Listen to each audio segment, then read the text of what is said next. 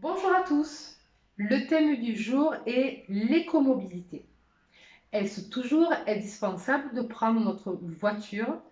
Je vais vous aider à répondre à cette question. Pour être éco-responsable, nous devons choisir un mode de transport adapté à notre déplacement. Si je dois aller chercher une baguette de pain à la boulangerie qui se trouve au coin de la rue, je vais plutôt privilégier d'y aller à pied. Et oui, il y a encore des gens qui marchent.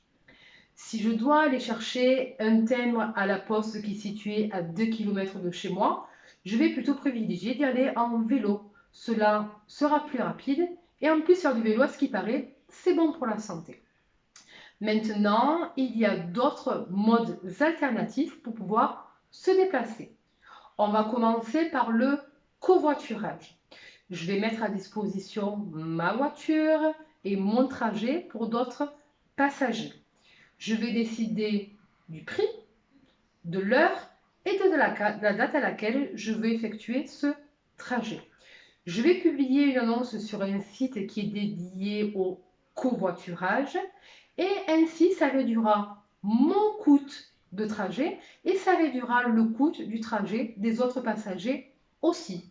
Cela diminuera également la pollution parce qu'au lieu d'y avoir 5 voitures pour faire le même trajet, il n'y aura plus qu'un seul véhicule. Il y a également l'autopartage.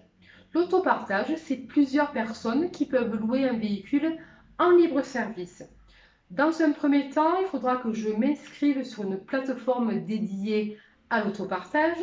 Je payerai un abonnement et je payerai l'utilisation de ce véhicule en fonction de mon déplacement, en fonction du kilométrage et en fonction du temps de cette location.